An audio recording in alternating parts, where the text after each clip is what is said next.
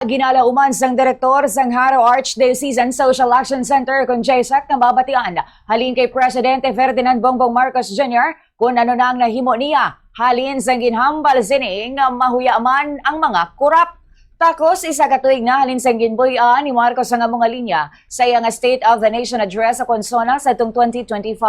Sa interview sang Bomb Radio kay Monsignor Meliton Oso, iyagin pahayag nga nagdumduman pa sini nga pagkatapos ng mga sona nakahinambit ang presidente nga mayara sang maligaran sang Pasko sa presuhan apang wala natabo. Suno kay Monsignor Oso, gusto sini nga maplastar ni Marcos kung pila kag sino ang dakpon kag pila pa mapasakaan sang wala piyansa nga kaso agud nga hindi na magkapalagyo. Nagalaom man ang natungdan nga magpagawa ang presidente sa mga imbentaryo sa mga corrupted nga mga proyekto nga hindi lamang nakasentro sa flood control kundi sa iban pa nga projects. Ginapaabot ko personal nga matagaan niya kita sang inventaryo sang mga corrupted projects. Hindi lang angot sa flood control, kundi sa nagkalain-lain nga mga project na angot dito sa San Luis, na angot sa mga Diskaya, kay ang informasyon nga nabato naton, tanan nila nga proyekto, terminated. So we hope na makahatag sa aton ang presidente sang inventaryo. Sini nagkalain-lain nga mga proyekto. Agud mahibaluan naton kay sobra guro si 1 trilyon